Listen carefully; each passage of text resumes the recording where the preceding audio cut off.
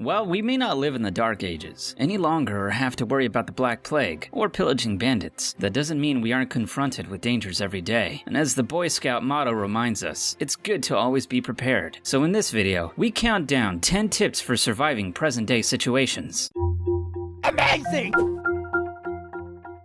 Number 10. Falling elevator. There is a special corner of our collective neurosis for the fear of being trapped in a falling elevator. The irony is that there has only ever been one recorded incident of a runaway elevator in 1945 when a B-52 ran into the Empire State Building and one of its engines severed the cables, causing the elevator carriage to plummet 75 floors. Short of freak plane accidents, the chances of this happening are virtually impossible because of all the safety features incorporated in modern-day elevators. But that hasn't stopped Hollywood from capitalizing on the nightmare scenario. But, hypothetically speaking, what would you do if your little box began to plummet down a vertical shaft? Some physicists and engineers have suggested that your best option is, in fact, to lie down flat and spread-eagled on the elevator floor. This still presents dangers, which includes the fact that the deceleration of impact would cause significant damage to your soft organs, and that the floor of the elevator could rupture and impale you instantly. Additionally, because you're in a free fall, it would be very difficult to pull yourself flush with the floor anyway. But if there's even the remotest chance of getting out alive, it's worth keeping in mind. Or you could just throw the dice and hope to be as lucky as Betty Lou Oliver, the elevator operator of that 1945 Empire State accident, who currently holds the Guinness World Record for longest survived elevator fall. Number 9. Heat escape lessening posture. When it comes to survival, one of the big factors outside of food, water, and shelter is warmth. Exposure to the elements can change circumstances in an instant, turning a viable situation into a life or death struggle, and especially being stranded in the water, hypothermia can kick in as little as 3 minutes. That's why many countries, including Australia and Ireland, actually include HELP, or the heat escape lessening position, as a mandatory part of any boating or life-saving training. This position takes into account the fact that someone is wearing a personal flotation device and involves wrapping your arms around your torso and pulling your knees as far up to your chest as possible. Hypothermia, in effect, shuts down the body's systems, and the HELP position is designed to trap as much body warmth near the vital organs like the heart in order to maintain core temperature until rescue arrives. Additionally, if you're in a group, do your best to cluster together and form a huddle, which will not only decrease heat loss, but also increase your visibility to possible boats and rescuers. Number 8. Avoid the bystander effect. Have you ever seen footage of accidents or emergencies that happen in crowded places? Chances are there are a huge number of people simply standing around doing nothing to help, and this psychological phenomenon has interested researchers ever since the 1968 murder of Kitty Genovese, in which 38 witnesses saw her stabbed in front of her building, but didn't do anything. The more bystanders there are, the less likely any of them will be to step forward to help. And this has been attributed to a number of factors, including a diffusion of responsibility, for everyone expects someone else to step forward. This can be particularly dangerous in events where time is of the essence, such as someone drowning. So, what's the best way to avoid the bystander effect? One study found that public self-awareness actually reversed the effect, and a good way to achieve this is to visualize different emergencies and how you'd react in each. And while being aware of your state as a bystander may not save your own life, the more that the general public is aware of this phenomenon, the better chance there is of someone stepping in to help you if you ever find yourself in trouble. A little psychological quid pro quo. Number 7. How to survive a riptide. Riptides are common natural occurrences along shorelines and generally involve an intake or stream of water that flows away from the beach and out toward the sea or ocean. These can be caused when there is a difference in wave heights that converge or near sandbars where there is a difference in pressure that creates a narrow funnel, but are often notoriously difficult to spot. When a swimmer is sucked into a riptide, it can force them out into open water and may even be strong enough to pull them under. In this case, conventional wisdom suggests that a swimmer should try to avoid swimming back the way they've come, since this will be against the current, and instead to focus on swimming parallel to the shoreline, where they can escape the riptide. However, one study out of the Naval Postgraduate School by Jamie McMahon actually discovered that upwards of 90% of riptides are actually circular, meaning that there's a 50-50 chance that even if you swim parallel to the shore, you'll end up paddling against the current. His suggestion? Allow the riptide to complete its cycle a time time period that's roughly in the range of 3 minutes, and it will return you to the shore all on its own. However, there are often a lot of other factors to take into consideration, including the fact that some riptides can pull swimmers out past breakers, and even the U.S. Life-Saving Association has neglected to incorporate this new information into their life-saving training until more research can be done. So for now, swimming parallel is the official line. Number 6. Wild animals. For outdoor enthusiasts,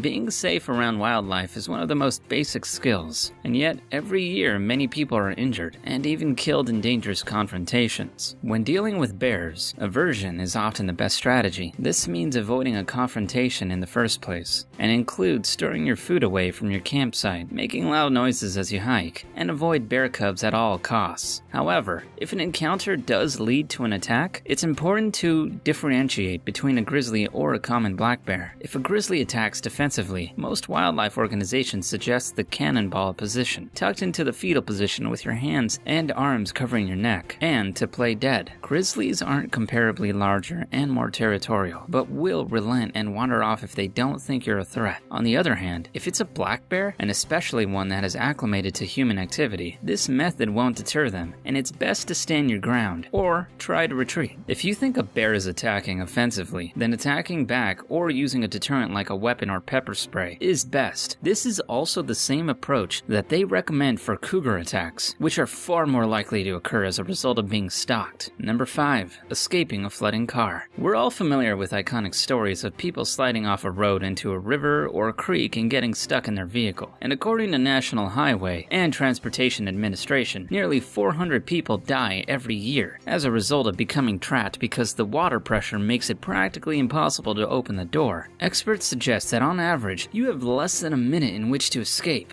And in this space of time, there are several key things you can do to increase your chances of survival. First, unbuckle yourself as quickly as possible. Next, avoid opening your door and instead roll your windows down. If you can't get the window open, your only other option is to wait for the car to fill up with water, or to break the glass. Letting the car fill up will equalize the pressure inside and outside the car, and let you open the door. But this requires holding one's breath and is extremely dangerous. Breaking the window is much easier, and there are a number of devices on the market. But if you're stuck in a pinch, you can also take off the detachable headrest of your seat and use the 2 metal prongs to knock out the glass. This involves jamming one of the pegs down in the slit where the window retracts and then prying the headrest back toward you. This creates a lateral stress on the frame that will, at least in theory, fracture the safety glass. Most windows are designed to withstand a perpendicular force, but will break if they are stressed along their edge. Of course, automobile manufacturers are quick to point out that this is not the primary function of headrests, so this is definitely a case of necessity being the mother of invention. Number 4. Don't turn your back. If you ever found yourself faced with an armed opponent, or had a gun to your head, most of us would like to think we'd have the frame of mind to act coolly and stay calm. But if you're anything like me, chances are you'd lose control of your bladder, and that'd be the highlight. Nevertheless, in such a scenario, one of the most important things you can do is to face your adversary and use psychology to your favor. Forcing eye contact establishes a human connection and will make it that much more difficult for someone to pull the trigger. Depending on the situation,